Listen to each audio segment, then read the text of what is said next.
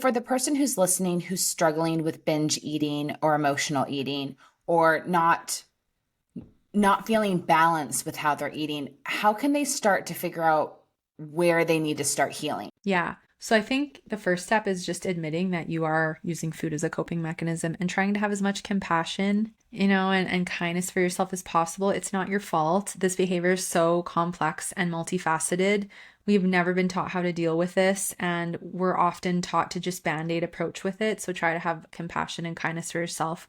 I think the second step is, instead of trying to fix your food, it's so important we start to look at where the behavior came from in the first place. Did you grow up in a household where diets were pushed on you? Your stomach was poked at. You were told you were fat. You were body shamed from your parents. You watched your parents diet. You watched your parents be critical of other people's bodies. We inherit and take this stuff on, and we don't even realize it, right? So I think part of it is starting to see, like, where did this come from? Did you have a breakup, a traumatic experience? You have to move across the country, something that really caused you a lot of stress and emotional overwhelm. And then I think the second layer is we need to start understanding, what are our triggers? What's actually triggering you to binge and emotionally eat? Because the only way you're going to stop it and overcome the behavior is starting to actually take time to look at what's triggering you. So I always suggest starting to make a list of triggers, after it happens, forgive yourself, and then go, okay, like, let me start looking at this. What triggered me?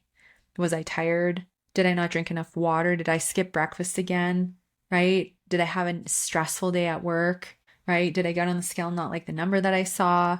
Overwhelm, anger, sadness, like, what's coming up? We must be aware of our triggers. And if you're not sure, what your triggers are, how to deal with that, honestly, I always suggest getting support. But then I think the other thing that's really important before we even get to food is, what we also need to understand is, so many women are binge eating and emotionally eating because they're last on their priority list. They're high achievers, they're perfectionists, they're overachievers, they run businesses, they have careers, they're moms, they have kids, they have families, they're in school, like we're playing so many roles as women.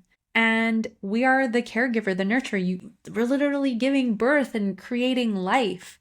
And so it's like, we have so many responsibilities, and we haven't been taught to also take care of ourselves. Right? We've been taught to take care of everyone else, but then as a consequence, our health and well-being gets significantly impacted.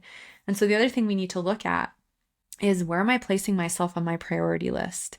Because if I'm last, or I'm at, the last quarter of my list, I'm using food as a quick getaway from the busyness of my life, the overwhelm, the overbooked schedule, the 10 extra priorities I shouldn't have put on my list, but I did because I'm too afraid to say no, because I don't know how to set boundaries, because I'm a people pleaser. The perfection who's like, I've got to prove to everybody that I am somebody, because you got bullied in school and you want to show everyone from your hometown that you made it, right? Like, I totally can attest to that one.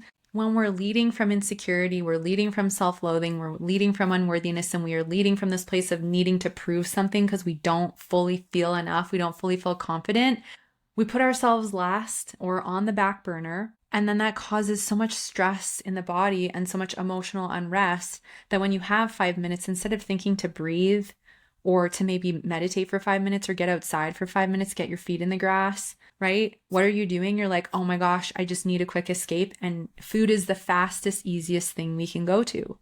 And so I think we need to start really being honest with ourselves of where we are on our priority list, because the lower you are, the easier it is for you to get triggered, because you're overwhelmed, you're tired, you're emotional, you're vulnerable, and there's a lot going on. So it's like, food isn't even like on the top 3.